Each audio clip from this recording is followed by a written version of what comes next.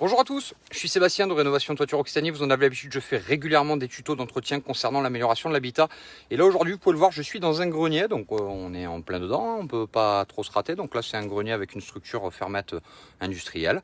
Et en l'occurrence, j'étais sur le toit et quand on a refait donc le fêtage, on a pu s'apercevoir que dans cette maison, la ventilation ne fonctionnait plus. Donc j'ai demandé volontairement au client d'appuyer sur le bouton qui permettait de booster. Je me suis dit que la ventilation faible était peut-être déconnante et je me suis dit tiens, on va mettre la deuxième vitesse et normalement ça devrait pousser. En l'occurrence, c'était pas le cas, donc ce qui veut dire qu'aujourd'hui on est face à un client qui a une VMC dans les combles, qui pense qu'elle fonctionne, mais en l'occurrence elle ne fonctionne absolument plus. Donc qu'est-ce qu'on s'est amusé à faire?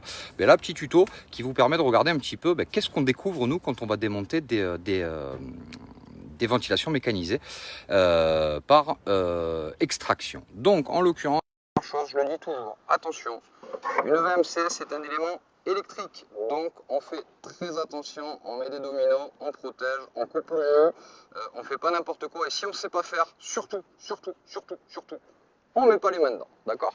Donc là, les désactiver, volontairement, je me suis permis de gagner un petit peu de temps. Donc on peut s'apercevoir qu'ici, donc on a, à mon avis, je pense, l'extraction qui doit correspondre à la cuisine, à la salle de bain et à une toilette. En général, ça c'est classique, il y a toujours trois éléments qu'on va retrouver. Maintenant, on va l'ouvrir, cette VMC. Donc, je me suis permis déjà de regarder un peu et je voulais vous montrer ce qu'on retrouvait dans une VMC. Vous voyez, là, la VMC, on le voit, hein, elle est pleine de champignons, d'accord? Donc elle est bien sale, on le voit bien à ce niveau-là. Et ça, c'est inhérent donc à l'humidité. Alors on voit bien la pale, vous voyez là, je ne vais pas mettre les doigts dedans parce que c'est bien blindé, mais bon, la pale elle est complètement coincée. Elle ne prend plus, elle est rincée. On a du champignon qui est un peu partout.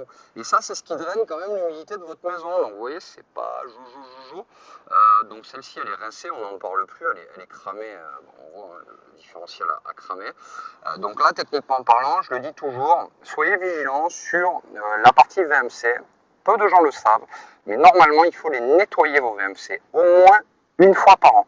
Ça veut dire qu'il y a des éléments qui permettent de les ouvrir et de passer un coup de produit type Javel, souvent les trois quarts du temps c'est le plus efficace, et de bien l'aspirer aussi pour enlever les poussières qu'on draine dans la maison. Alors là je le montre, hein, souvent les gens vont me dire ah mais les clients ils doivent être dégueulasses. Non, la maison elle est parfaitement propre, on peut manger par terre, mais vous voyez là, tous les champignons qu'on va retrouver, qu'on voit ici là, tac, ici, c'est tout bêtement en fait l'humidité que vous avez dans votre maison, et je ne vous parle pas des tuyaux, d'accord? Donc là, forcément, il y aura un petit remplacement donc, de VMC à faire, avec un système hygro-réglable, parce que le défaut qu'on va avoir, c'est que les trois quarts du temps, vous voyez, là c'est bien champignonneux, souvent les gens en fait ont des systèmes qui sont des systèmes qui tournent en permanence.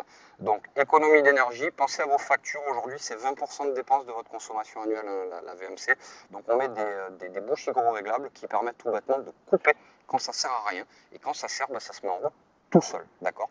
Donc si toutefois vous avez donc un projet ou un problème de VMC, je suis à votre entière disposition. Je suis Sébastien de Rénovation Toiture Occitanie et on est habilité à les nettoyer ou potentiellement les remplacer si elles sont cuites.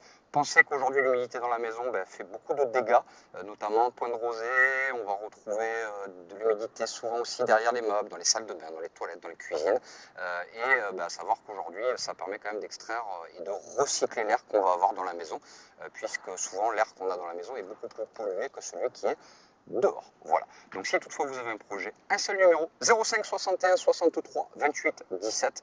Ça vous a plu, vous partagez, vous vous abonnez. Et si vous avez des questions, vous n'hésitez pas, vous êtes beaucoup à le faire. Messenger. À très bientôt. Ciao, ciao.